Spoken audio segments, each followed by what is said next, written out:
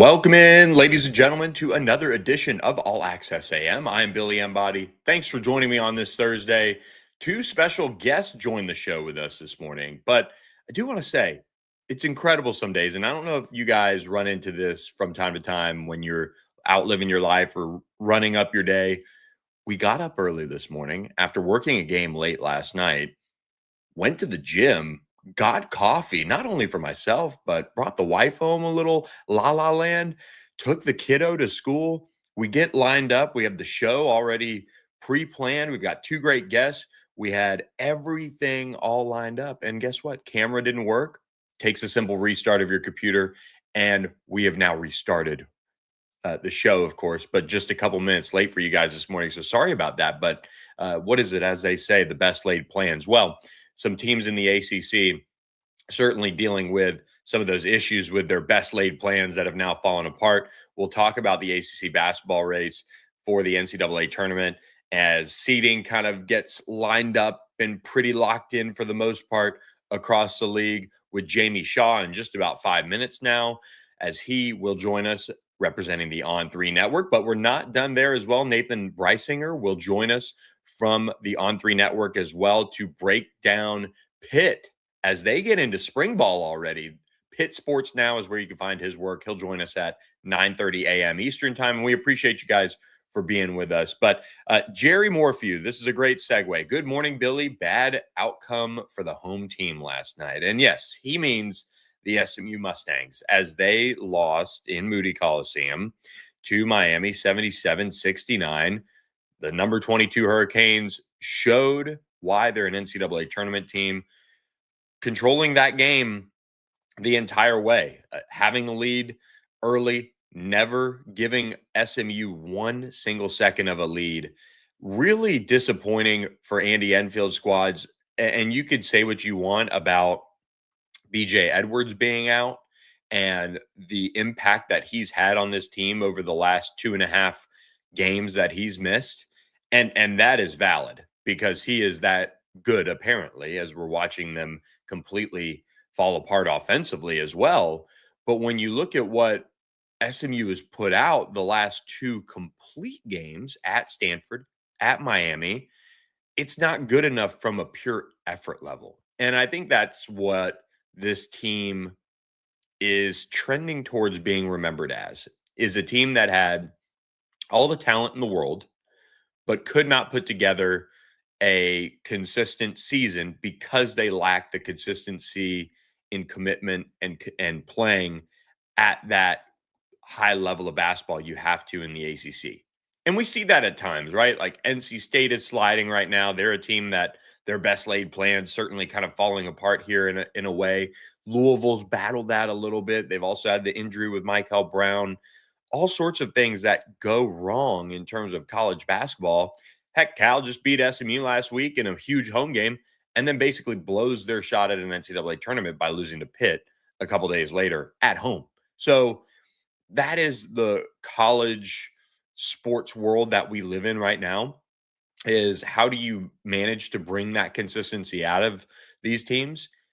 And I just got to say, Jay Lucas, my first extended interaction with him, I've watched him from afar come up through the coaching ranks, as, kind of a hot shot young name in the college basketball space. His father, John Lucas, is a legend here in Texas and in the basketball world, really.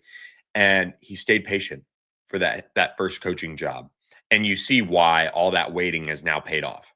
Whether it be learning at Texas, learning at Kentucky, learning at Duke, he's just been through, I don't want to say so much because it's been this steady, impressive rise for him, but it's also a coach that you could see being one of the best in the country for years to come. And I think it's just the way he operates and the way he's able to bring the best out of his team. So we'll talk more about ACC basketball with Jamie Shaw in just a second. But of course, the Thursday show is brought to you by our friends at Horn Legend. And Horn Legend can get you hooked up for this St. Patrick's Day. Make sure you guys go check out what they can put in your wardrobe over at hornlegend.com. I always struggle with St. Patrick's Day. I'm not a huge I'm not a Notre Dame guy. I'm not going to sit here and wear green and blue all the time. But if I was a Notre Dame fan, let alone looking for something for St. Patrick's Day, I would be checking out what they have at Horn Legend. We're just a couple weeks away from needing to wear green, unless you want to lock yourself in your house that day and not get pinched, right? But Horn Legend doesn't just have that. They have a whole selection of polos that you can get lined up for springtime. So you make sure you're looking good, whether you're out on the golf course, on a patio, getting ready to watch the Masters or March Madness, whatever. They've got all the polos for this time of year that you should be getting in the mail very, very quickly when you order. I ordered something from Horn Legend. It came 2 days later, not even on a rush. So they take care of you when you order with Horn Legend. They've got a special going on where they'll give you a free jacket when you order $750 worth of clothing or more. That's big spending, but nice jacket. So make sure you guys check out our friends at Horn Legend, and also check out the work of our friend Jamie Shaw at On3. And Jamie joins us now on All Access AM. We appreciate his time this morning. As look, that final push for conference tournament time for the ACC is here. We're seeing college basketball, the bubble, the March Madness pick up. This is that best time of year right now for college hoops fans. Yeah, no, for sure. It's you're just seeing everything. We have the sample size. We kind of know what players are at this time. We know what teams are, and we're seeing some trends. And I think this year what we're seeing is there's a lot of parity within the game. So not only in the ACC, but when you look at the totality of college basketball right now, there's not one single team at the top. There's a grouping of teams who can make a run. So now all the conversations surrounding the NCAA tournament coming up are super exciting because everybody's got a different perspective, a different thought, a different team that they're going to ride. And, that's going to make what brackets are fun. It's going to make the tournament fun. It's going to make all that stuff continue to be just – and it makes sense as to why college basketball right now is so high up when it comes to viewership.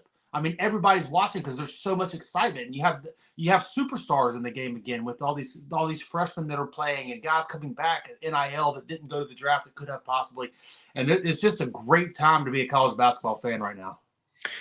When you look at this league, we'll get to the weekend preview, of course, with some key games. But I want to ask you about two teams really quickly here. NC State and SMU, two on a slide in a sense that are just really disappointing. How can you kind of put into perspective the difficulty of being in this league, the challenge that it faces, but also how do you think fans should feel at times when you see a team that is going to the NCAA tournament, in NC State's case, and SMU could probably end up still sneaking in, but you're having this slide at the end of the season? It's one of those weird things where people don't know how to feel.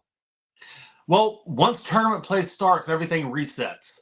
So you'll sit there and see teams in the past and the precedents being set of a team sliding going into it. Something clicks during the conference tournament play. They go to the NCAA tournament and get a little bit of a run going and smooth some things out. But it's never fun when you're on a slide, having multiple game skids, especially a couple games where you're getting blown out pretty poorly. It's never easy for fans to do that. And it's never easy for the coaches to, but it's also the precedent has been set previously to where, even if you're on a slide or whatever, you can have something click during conference play and conference tournament play, and then just go on to a nice little run. So everything resets when it comes to tournament time. Let's get into this weekend of play and where this league is. Let's start with Carolina Duke, the latest edition of this rivalry game.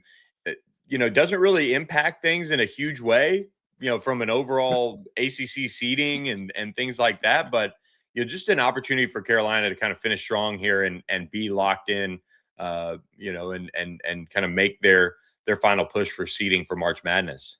Well, the first game that they played was an all-time classic. It was an instant classic that they had. Seth Trimble knocking down the shot at the buzzer to win and storming the court and everything. And that was big. That was big for Hubert Davis. That was big for UNC. Now all eyes are going to be on Caleb Wilson. Caleb Wilson was fantastic that game. The first go around, he's been out for the past 6 games, of which UNC has gone on have gone 5-1. The interesting thing about that is throughout those 6 games, 4 different guys led them in scoring for the Tar Heels. So Caleb Wilson out, who's been one of the most impactful players this college basketball season, and then everybody else steps up. So it's going to be very interesting to see, does he play this game? Does he come back for this game? Will he show, what do his minutes look like? How does that rotation look? And how does everything kind of slide back into place when you have Duke coming in, who has the most dominant player in college basketball, one of the best players we've seen in recent memory in college basketball, with Cam Boozer, with the impact that he's bringing to the college game, and John Shire, who is absolutely on a roll right now when it comes to being able to find mismatches and really exploiting what the other team is giving them, and putting his team in advantageous situations throughout the course. I was making a joke the other day talking that John Shire and Cam Boozer have been the best 1-2 players in college basketball this year. Obviously, they're the number one team right now. Boozer's been fantastic, but John Shire's been absolutely in his bag this season as well. So it's going to be very interesting to see how this matchup. Does Caleb Wilson play? What does his minutes look like? What does that rotation look like? And how does UNC come back with the game at Duke, at Cameron? They've been camping out in tents for months now, waiting to get these tickets, and it's sure going to be an unbelievable environment that we're going to be able to feel through the TV and watching that game. And Isaiah Evans stepping up for Duke to provide that scoring. We've talked a lot about that on this show. You just with the need for them to kind of round things out, but equally as impressive, the job that Hubert Davis has done down this stretch without Caleb Wilson. They get Henry Visar back after he missed a couple games here. They've been able to find these ways to win. I thought it was impressive they were able to get that win over Clemson as well. They've just, in a season where earlier this year, everybody, I think, was starting to say, I don't know if this is going to work out for Hubert Davis. He's thrown all that out. He's not listened to that. And he's just been able to do an incredible job coaching this team. No, for sure. And back to, I guess, two points there. The Isaiah Evans factor. I believe that in games that Isaiah Evans has scored 17 or more points, Duke's like 9 or 10-0 in those games. So getting him to be that second factor, that second force, pulling that gravity and making those shots is huge for Duke and what they're able to do, winning ball games and becoming more of a threat offensively, being more expansive offensively. And then to Hubert Davis, absolutely. They come into the season. There's an obvious advantage that they brought with the two bigs, with Visar and Caleb Wilson. Questions about the guard play coming up. Seth Trimble goes through his injury. They get him back. Then Caleb Wilson gets his injury. So they haven't necessarily been 100% full strength since the very beginning of the season. But even with that, guys like Jonathan Powell, guys like Jaron Stevenson, Zayden High, Luka Bogovac, who was really good in the past game against Clemson, those guys are stepping into roles and finding some success and building their confidence. So now, once they get that full 100% team together, it's going to be very interesting to see how that confidence from everybody lends over into being the rotations and what the UNC is able to do. 5:30 p.m. Central Time for us on ESPN for that one, of course. How do you see it playing out? Do you think Duke keeps things rolling the way they're playing here down the stretch? Has just been so impressive. Billy, as you know, rivalry games you can never predict it. There's obvious factors that go into everything, and UNC coming with the next one, with the last one, I'm sure Duke's going to have something for them in this one. But UNC's been able to counterpunch this entire season so far, for the most part. So it's going to be one that I'm definitely going to be tuned in for. I don't know how it's going to play out. Again, rivalry games, you just throw it all out the window and see who comes out on top. When we look at this weekend slate, some key matchups here just down the stretch, I look at SMU now heading to Florida State, and that game for the Mustangs and their ability to get into the NCAA tournament is so critical. 1 o'clock tilt Central Time on ACC Network. They've lost the last 3 games. They've lost them in kind of 3 different ways in a sense, but without BJ Edwards, this appears to be a totally different team right now. Put into perspective what that injury means as far as maybe the committee evaluating this group, and then also just the challenge of riding that ship that they've got here just a couple days from now. Yeah, so I guess now what you're seeing with this SMU team is you have 2 very, very good guards, but guards who like to score the ball in different ways, with Pierre and Boopie Miller. Very talented players and everything.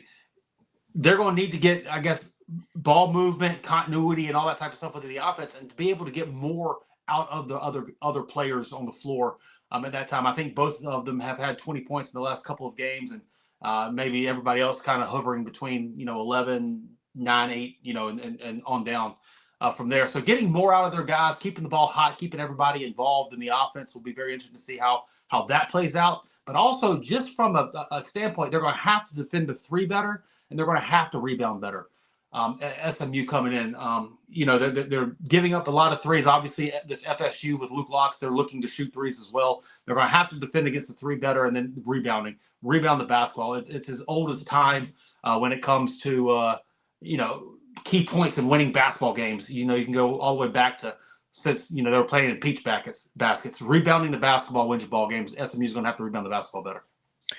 And I think watching this SMU Miami game play out last night and seeing the work that Jay Lucas has done in this first year for him, and seeing what Luke Locks has done, kind of turning things around. This FSU team, and they gave SMU everything they can handle on the front side of this 1-1.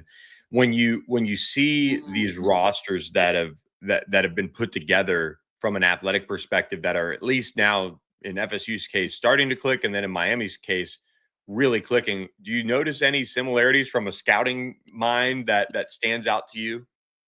Well, they're differently put together. Kind of with FSU, what you have is one guy in Rob McCray that's kind of the central focal piece, and a whole bunch of people kind of around Rob that get involved and make their plays, and they have everybody buying into the team concept surrounding the lead guard, Rob McCray. With the Miami team, sure, Trey Donaldson's been awesome. Malik Renault's been getting his, but they have a little bit more firepower when it comes to multiple guys that you can just are going to get some things done. Also add Ernest Edo in there, and you have Shelton Henderson as well. So a little bit differently constructed when it comes to team concepts surrounding one guy and let him be the focal point as around to like a team of multiple things that can give you multiple different looks. And when you look at how SMU can overcome them missing BJ Edwards, I can't imagine he plays on Saturday. When you see Boopy Miller, Jerron Pierre, they're putting up 21 and 27 in those two cases last night. But man, it just seems like Andy Enfield and the staff, they've got to find ways to manufacture more scoring from their other options. I mean, how do you do that late in the season? Andy Enfield talked about it last night being something where, look, we're learning to play without a player who's played a bunch of basketball. He's kind of our glue guy. He's added 14 points. He adds 5-6 assists a game.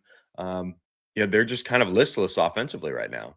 Well, and that's kind of the thing. Pierre and Boopy Miller have scored the ball in college for multiple years now. We know that they can go get buckets, and they're one of the better people in the ACC in going to score the basketball. Losing BJ Edwards, just as you mentioned, is that glue. He's the guy that initiates. He's the guy that takes care of the basketball, gets everything going. So now with him not in the game, you're either asking a backup to come in and take his minutes, or you're asking Pierre and Boopy Miller to do something that they're not really accustomed to do, which is running an offense and also guarding at the point of attack. Defensively, BJ bringing with his big physical size and frame and all that type of stuff. So, it's a shift. Losing the glue is a shift in what everybody else is able to do when it comes to on the offensive end of the floor, and then what they're trying to do on defense and everything. And while you see the numbers of what Boopy's able to do, of what Jaren's able to do, it's a little bit awkward in the placing the pieces of the puzzle together. Let's go over to the other side of that SMU Miami matchup from last night. We go to Miami, the victors, looking to close out their regular season with another impressive win. They host Louisville on Saturday as they get them at 1:00 Central Time on ESPNU. This game feels like it should be on, maybe ESPN1 or ESPN2, but they've stashed it on the U to maybe raise some viewership there. But this is a really high level basketball game that's going to be played, and two teams that, for one, Miami's looking to improve their NCAA tournament seeding, and for Louisville, I mean, they're trying to do that as well, but also just kind of finish the regular season on a high note. Yeah, Miami, Jay Lucas did a really good job of putting this roster together when you have just multiple ways that they can get you. Malik Renault has been pretty consistent this whole year, even coming into ACC play, 53% from the field, 18 points per game in ACC play. But Trey Donaldson has really taken that step forward as the lead guard. He's the guy that kind of puts pressure on the defense at the point of attack. He's the guy who plays in the paint, moves the ball around guards, and makes life uncomfortable for the opposing team. And then you have other guys able to step up. Ernest Uday, you have Dante Allen, you have Shelton Henderson. Those guys, everybody buying into their role of what they're able to do, but they're able to beat you on the perimeter. They're able to beat you down low. They're able to win a slobber knocker of a game. They're able to play fast. There's just a bunch of multiple looks they're able to give you. And Trey taking that step was big for Miami. Malik Renault's been consistent throughout the year. But they're playing some really good basketball right now, and they're really, really kind of hitting a stride. It's going to be interesting to see how they close this the regular season out and going into conference tournament play, what that looks like. When you look at Miami, what can a season like this do? As somebody, you're locked in on recruiting for us at on3rivals.com. What can a season like this do for Miami? We know Jay Lucas's credentials and his ability to recruit, and now he's showing what he can do as a first-time head coach. When you see the plan quickly come together, just how much can that help these programs kind of continue to elevate and build that momentum, even in today's age of, all right, NIL, money, revenue sharing? Well, you have something to sell, because still, even today, talking with the best players regularly and everything, they want to win. People want to win. Being able to show, hey, we did this in year one. We're putting this together. We have these minutes. This is how we play and all that stuff. Having something tangible there to show, it just helps the conversations move along. I mean, obviously, you're recruiting to Miami, beautiful area. People vacation there and do all that. Prestigious school. You have athletic history and everything. But to be able to point at, what they're doing this season, being ranked in the top 25, being in the toward the top of the ACC in year one, all this type of stuff is just massive to be able to, it enhances the story that you're telling. And lastly, I mean, for FSU, the way they finish, you go into the portal, they're not going to make the NCAA tournament, barring them going on an absolute rip through the ACC tournament, which, look, they're a scary basketball team to face with their athletes, but just the momentum that Luke Locks can build in the offseason as well. No, for sure. And they seem to be very targeted when it comes to their recruiting. They seem to have guys that they're getting on early and evaluating early and just going after those guys. They know what they want on their roster. Luke knows how he wants to play. He's got, a staff of guys around him that knows what they're trying to do and buy in on, and they're going after those lengthy, versatile players. And I wouldn't be surprised to see them bring in some shooters as well, spacing the floor and stuff. But you bring in lengthy athletes with some shooting around it, and there's a lot of stuff you can do there when it comes versatility-wise. All right, Jamie Shaw, it's going to be a fun little stretch here of a weekend of basketball before we get into the rest of conference tournaments and March Madness. We'll be looking forward to having you back on to chat about that. Billy, I appreciate it. Thank you. Anytime. There he goes.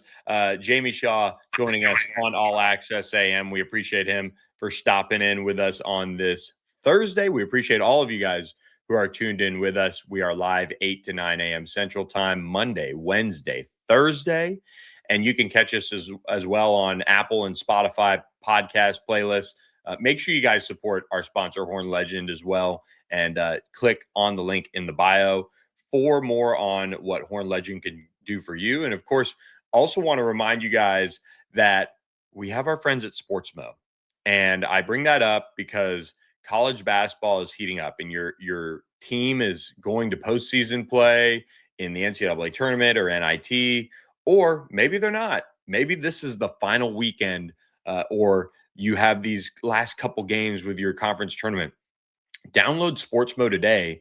Get the Sportsmo app and donate to your favorite college team. It goes right to their student athlete fund, so you can support those athletes with their revenue sharing and things like that. It's a great way.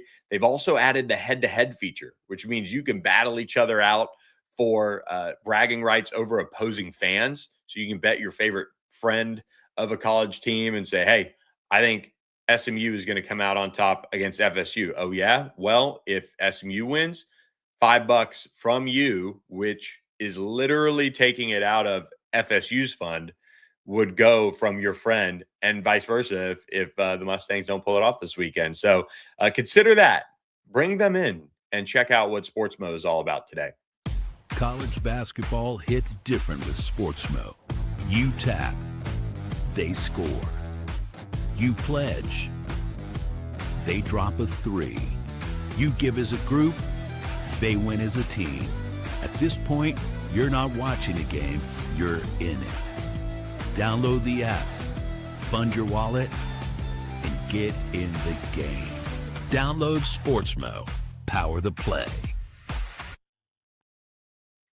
That's right. And we'll be joined here very shortly by Nathan Breisinger of Pittsburgh Sports Now, who covers the Pitt Panthers. The Panthers going through spring ball already. I love the schools that get out there and get it going right away in March. You know, the dead period has lifted as well. So recruiting is starting to get going for a lot of these schools, and they'll be hosting visitors and things like that. Well, Pitt can be one of those teams that right off the bat, they're able to bring in recruits as well for those spring ball practices. I think they're in, what is it, Mr. Nathan Breisinger, as you join us now? Is it day 1, day 2? Are we going on day 3 of spring football for Pitt?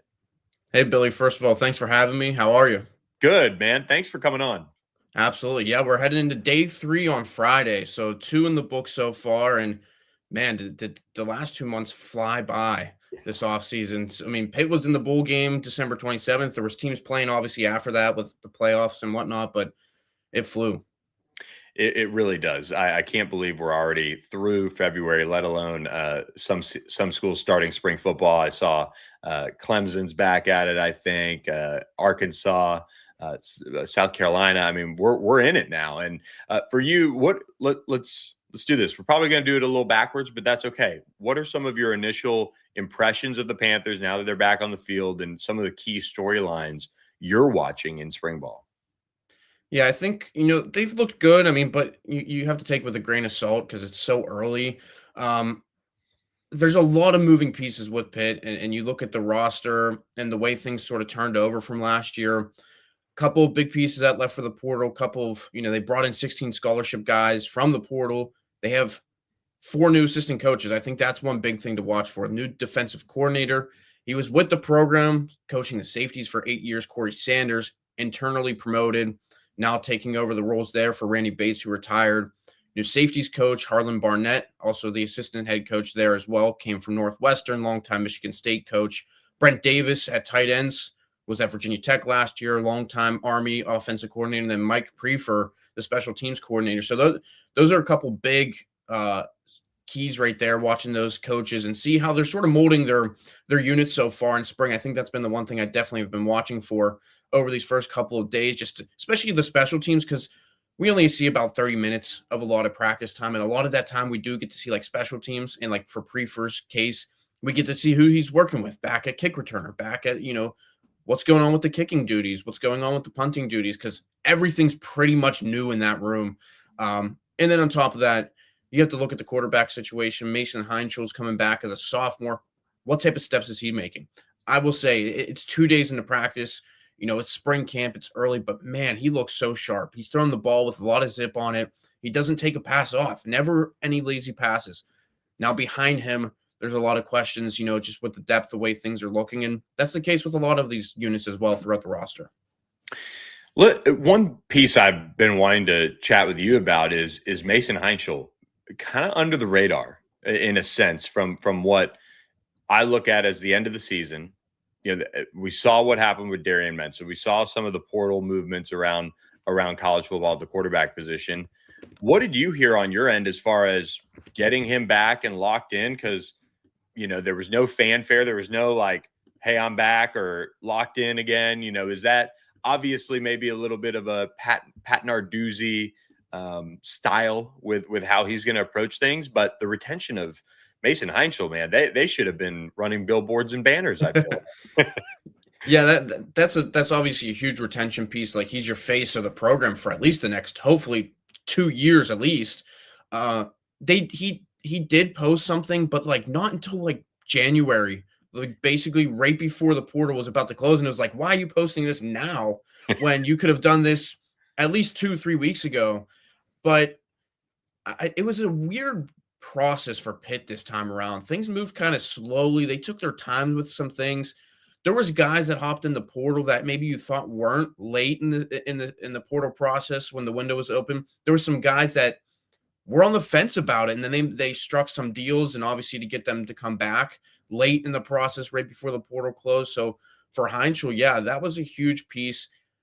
what we heard was that they struck a deal with him during the season. They re-upped his deal once he started to actually play and make some starts and actually was playing very well.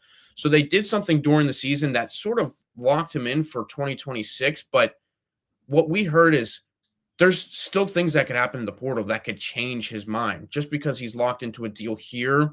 If a team happens to come, and give him some money, who knows? Maybe he's not at Pitt in 2026. But I think the big thing was we were kind of waiting to see what was going on with Cade Bell because his name was thrown around a couple of times for some offensive coordinator openings.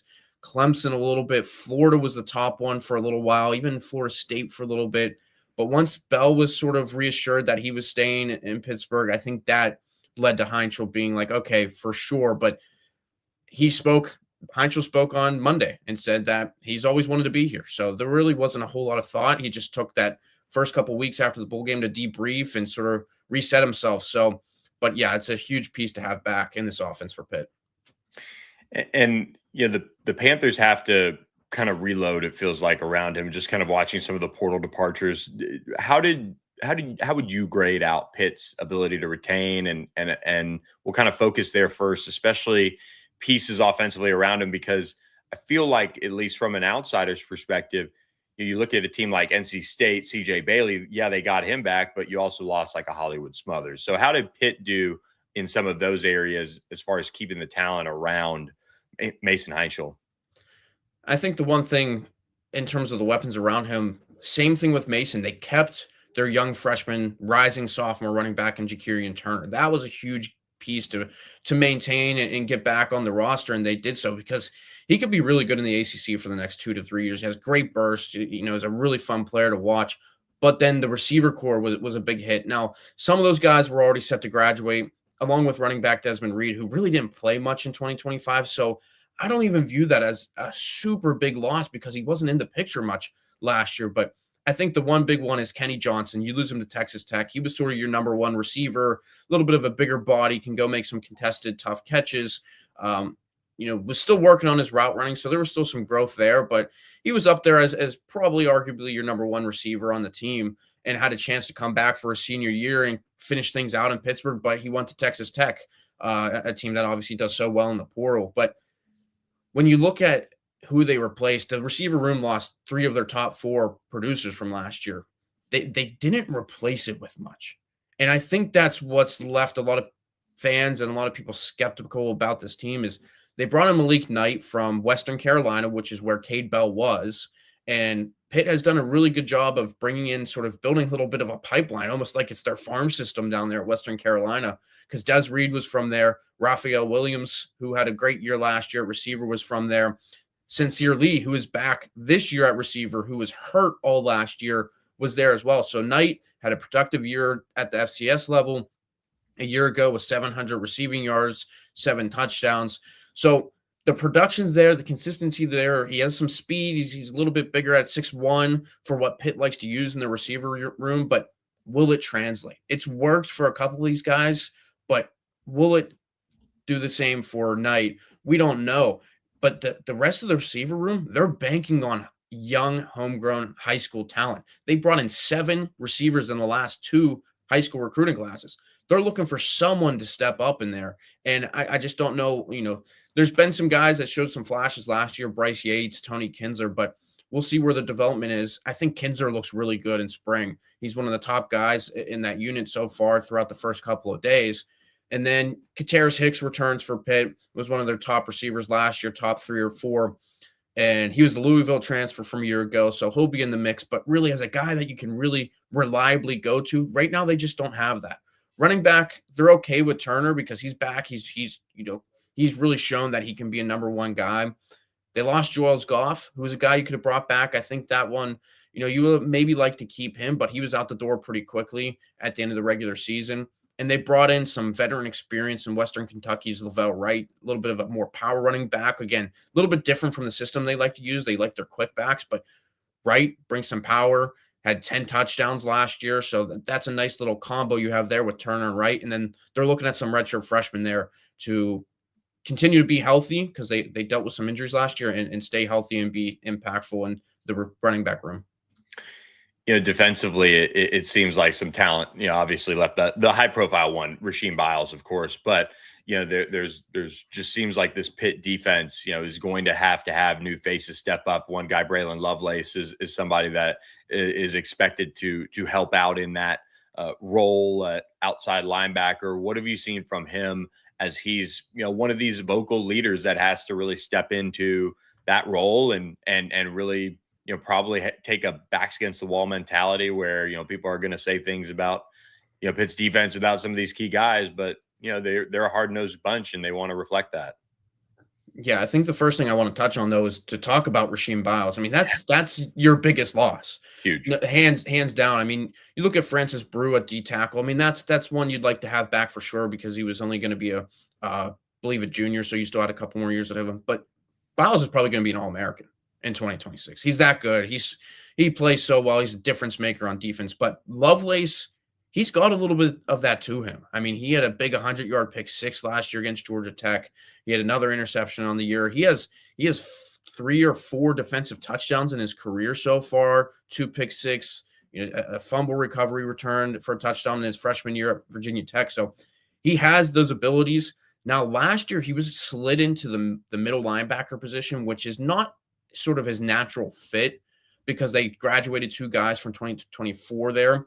But now he's moving back outside to the money linebacker position, which is where he kind of worked at his first 2 years. So I think that might be a better fit, allows him to maybe get into the backfield a little bit more and be a little bit more of a difference maker instead of more of a run stopper, which I don't think is necessarily his fit.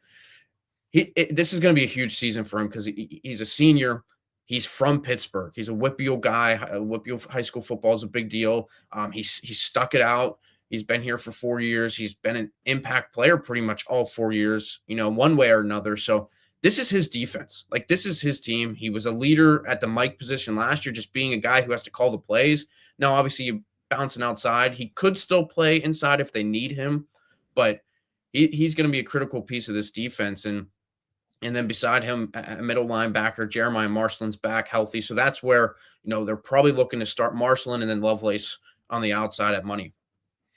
And what are your, probably strengths of that Pitt defense in your mind right now? And then where do you need to see, like when you get out there and you're able to pick up the tidbits or, see guys in person on this Pitt defense, see where those areas of, improvement are needed still?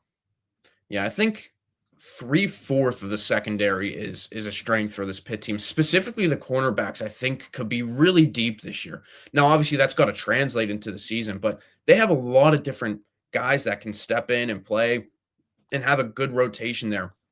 Sean Lee specifically was a guy that, reportedly was flirting with the portal. You get him back, he withdraws his name. We were told that he never even entered his name. So obviously a little drama there, but you keep him. He was a true freshman last year, was on On3's true freshman All-American team, had 31 tackles, pick six, couple big pass breakups. He's an undersized guy, but he can be a playmaker there. And then you have a couple other guys. Shadarian Harrison returns. Rashawn Murray's a redshirt senior returns. Didn't have a great year last year, only played a couple of games, but he comes back. But they brought in 2 guys from the transfer portal. Both, again, local talent from Pittsburgh. Rayon Strader was at Auburn in 2025. The big thing about him, he started his career at Miami, Ohio. He's very good at breaking up passes. He has 37 career pass breakups in 3 years. He's been tremendous at doing that, just physical corner. And then Kanye Thompson comes from Division II, so we're curious just to see what type of jump he can make, if he can make that jump and fit in, because Rashawn Murray, I just mentioned, also from Division II, struggled a little bit at doing so, and even Pat Narduzzi said that it was a little disappointing just the production they got from him last year. But Kanye Thompson from Slippery Rock, he's got track speed. And Narduzzi was talking about they really like the fact that he has speed, but he can tackle. You have a nice mix of that there. So I think the cornerback room has 5 options you could possibly start, possibly play there. And then at the boundary safety position, Cruz Brookins, again, another, we keep talking about these local Pittsburgh guys. Brookins, another Pittsburgh guy, super physical. He's entering his redshirt junior year. He's a big-time playmaker for Pitt, and I really look to him, just like Lovelace, he's going to be the face as well as this Pitt defense. So I look at the secondary to be pretty strong. There's a couple more question marks, though, on the safety unit than the cornerback unit. and a lot of young talent, kind of like what they're doing at receiver. A lot of high school recruits that they got in there. 3 guys they signed in the class this year, and they're looking for some other younger guys to step in. They have Josh Guerriere, who's a sophomore, that they look to take that other starting role. But I'm curious to see how the defensive line shapes up, because their sack numbers have not been great the last 2 years, and they've been really good at getting to the quarterback under Narduzzi before Tim Doust arrived, when Charlie Partridge was here, who's now at Notre Dame. But they were really good at doing so, and the numbers haven't been great, or they just feels like they haven't gotten to the quarterback as much, even if the numbers look okay. So I think they need to find some big edge rushing talent somewhere in the program. Zach Crothers was a guy who started off well last year, then he was lost for the season. Now he's looking to get back. He's still working back from an injury.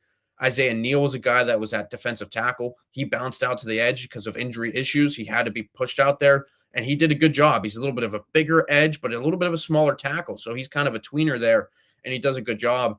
Tackle-wise, they should be okay defensive tackle-wise, even though they lost Brew to Notre Dame. Sean Fitzsimmons is back. Nick James is back.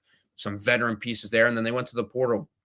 Elite Nairn comes from Tulane, a college football playoff team last year, and Jeremiah Warren from Illinois. He brings a lot of size, Warren. I think he could be a big run stuffer for Pitt this year. So I have a little bit more questions on the defensive line more so than say cornerback so far for this Pitt defense.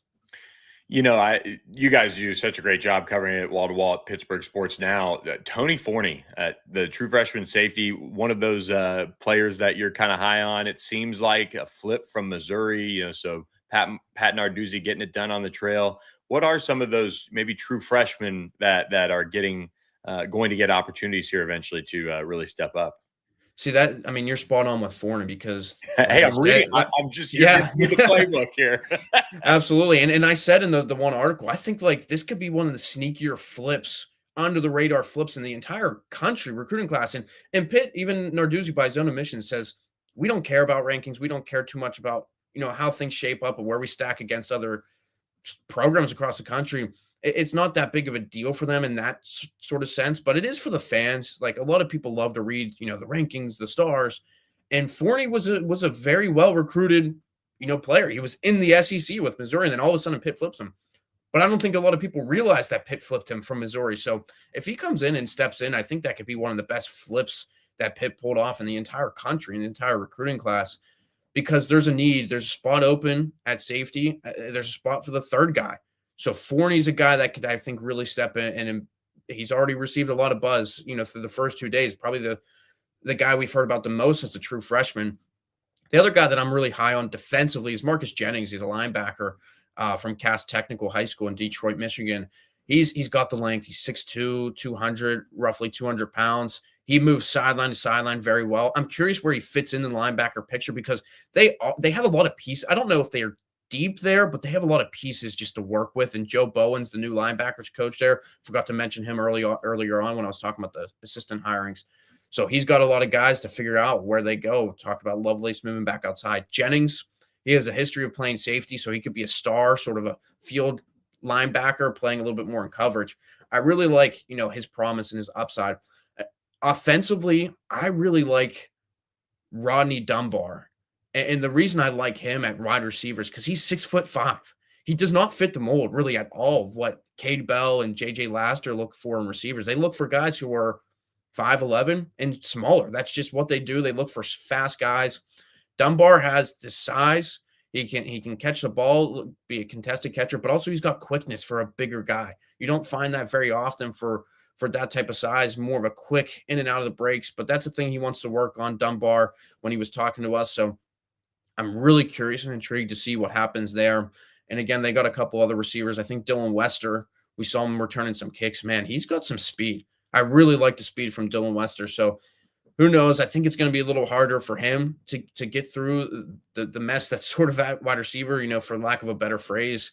But Wester and Dunbar at receiver, just trying to think of some of the other guys at tight end. Why Villarreal?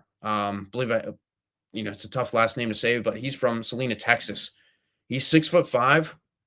Tight ends had some turnover in their room. He's got a good frame. He can run well. He was productive last year. He's a guy that I think could see the field for sure as a freshman. Him and Forney, really specifically at two positions where they can carve out a role. I think they could see the field those two for sure. With a guy like Mason Heinzel back, how much does that elevate the expectations kind of around this program going into 2026? You're on the ground, you have a good feel for it. We know what we discussed with some of the key names leaving this program and things like that. But whenever you've got your quarterback back, it just seems like the expectations should and probably are elevated a little bit more. Yeah, absolutely. I think that's the thing that, Pitt's getting knocked on in the offseason, just not having a good offseason with the portal and the turnover and the coaching changes. But when you have a guy like that back, that's massive. And the big thing about him, maybe compared to some of the last couple of quarterbacks for Pitt, is his leadership. It's different. It's not your typical, okay, I got to be a leader as a quarterback. Like, he actually really embraces it. He wants his guys to get better. He's working with them. He's there long hours. And that was immediately seen when he stepped on campus as a true freshman this time last year.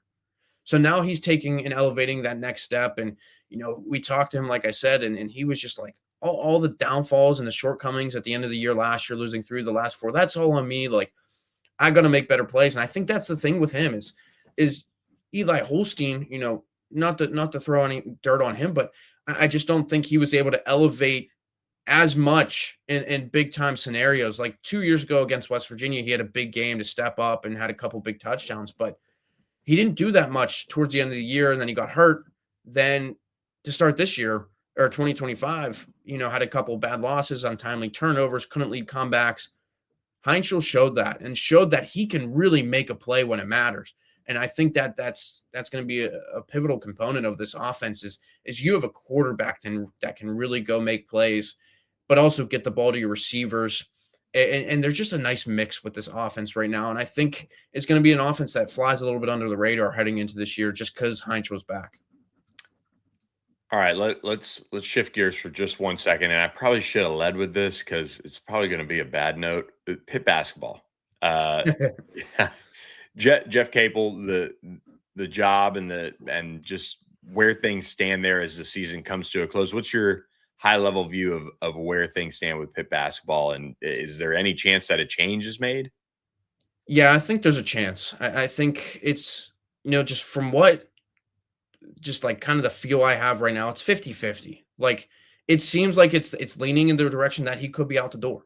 However, the buyout for a basketball coach is pretty steep. It's at least $10 million, no less than that.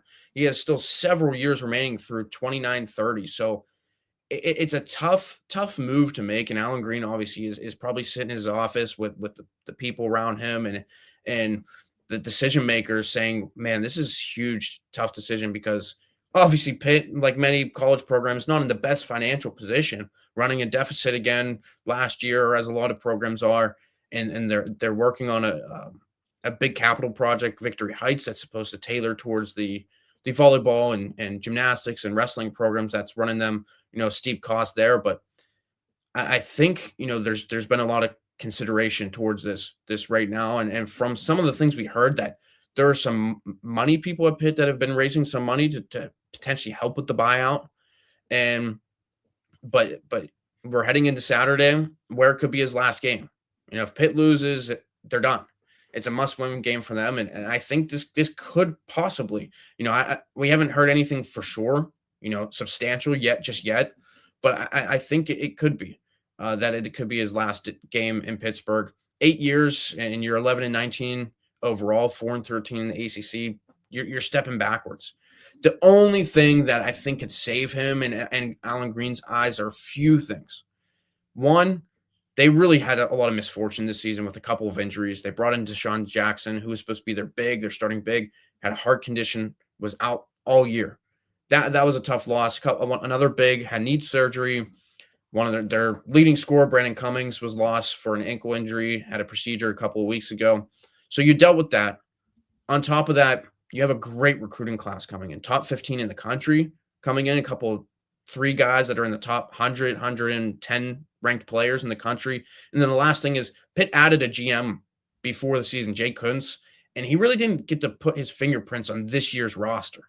So I think that's the only thing they could say, okay, we'll let you have a year. You got this money, go to the portal. You got these recruits coming in, build a roster and you got to compete. You got to, be top 10, top 8 in the ACC next year. And then that's it. Obviously put some more pressure on Capel, but I think there's a good chance that we can maybe have seen the last home game coached by Jeff Capel in Pittsburgh. It's going to be fascinating to watch it unfold. Nathan Breisinger, nobody better than you at Pittsburgh Sports Now to have on, and we appreciate you, all your insights on Pitt, and we'll be looking forward to having a little spring postmortem on the Panthers. Absolutely. Thanks, Billy, for having me. There he goes. Enjoy this weekend, Nate, and thanks for coming on All Access AM. We appreciate you. And we appreciate all of you guys for tuning in to this edition of All Access AM. We'll wrap up here. A little preview of ACC basketball this weekend as we'll go through last night's action, the Wednesday night games. Of course, we touched on Miami beating SMU in Dallas last night, 77-69. Cal at Pitt. Cal at Georgia Tech. Cal comes away with a 76-65 win. Cal looking like, probably one of the top teams in the NIT right now. Florida State hung on at Pitt, 75-74. A nice win there to just kind of continue to push there and secure at minimum a 500 ACC record this season in Luke Locke's first year. If SMU obviously beats them on Saturday, they'll be 500 as a whole. If not, they'll finish 10-8 in league play after a start to the season that you thought, oh my gosh, this is going to be one of the worst teams in the league. But they've stepped up in league play and are really closing, for the most part, very strong. Stanford beats Notre Dame 86-78 in that matchup. And Saturday, we always like to run you guys through the slate. Virginia Tech at Virginia, 11 a.m. Central on the CW. A big matchup for Virginia Tech as far as making that one last push to get into the NCAA tournament, or, of course, Virginia helping themselves with maybe some seeding here. But, of course, it's a rivalry game. Throw out the record books. It's a big game either way. That kicks off the day alongside Notre Dame at Boston College at 11 a.m. Central on ESPNU. Georgia Tech at Clemson, 11 a.m. on ACC Network. So a trio of games there to start things off. Louisville at Miami, the 1 o'clock slate, very good here. Louisville at Miami. They're facing the top 25 Hurricanes at 1 p.m. on ESPNU. We broke those down with Jamie Shaw as well as the SMU Florida State game, 1 o'clock on ACC Network. Little 115er on the CW. Stanford at NC State. You got to love the CW putting that cushion there for how long these college basketball games have seemingly gone this year. Stanford goes to NC State. Wolfpack looking to bounce back from their loss to Duke and finish the season the right way, at least in the regular season. They're 19-11 overall. This would secure a 20-win season for Will Wade. They're currently 6th in the ACC, so they have an opportunity here to, again, kind of just get over that kind of skid a little bit. It'd be really disappointing for the Wolfpack if they fell to 10-8 and lost this last one. They have a chance to get to 11-7, which is, it just feels a lot different. So kind of not a huge matchup there for Will Wade and company, but also one that has a chance to really make you feel a little bit better just if you get out of there with a win on senior day. Cal at Wake Forest. Cal goes literally coast to coast, 3 o'clock matchup in the ACC on ACC Network. Pittsburgh at Syracuse, 3:30 on the CW. A kind of a game with two coaches that feels like either one of those programs, like Nate Breisinger said, feels like either one of those programs can make a move after this season. Then, of course, the dessert, really the dinner, the main course, North Carolina at Duke, 5:30 p.m. Central Time on ESPN. Major matchup for Duke to kind of potentially put a bow on feeling really good about the number one overall seed in the tournament. They have a lot to play for in that respect. North Carolina has a lot to play for in terms of their seeding for the NCAA tournament, as well as this being the rivalry game. So, look, everybody, we appreciate you guys joining us on this edition of All Access AM. We're so happy that you guys are here with us 8 to 9 a.m. Central Time, Monday, Wednesday, Thursday. We wrap up another week, the first week of March. We appreciate you guys for being here with us. And there's just so much that we have as spring football around the ACC is now rolling. So there are more teams that are going to get back at it, and we'll have more people to break it down with us on All Access AM. We'll be back Monday. We'll have a special guest, I'm sure, to break down the another team in the ACC on the football side, but we'll also have, I'm sure, James Fletcher to break down all the latest on bracketology with us as this weekend action is the final games of the regular season before next week's ACC tournament games get underway in Charlotte. We'll be covering it for you all here on All Access AM. Please hit that subscribe button. Support our sponsors, Horn Legends, Sportsmo, of course, all of our great sponsors for us. And we appreciate you guys for watching and listening. Hope you guys have a great weekend. We'll catch you next time on All Access AM.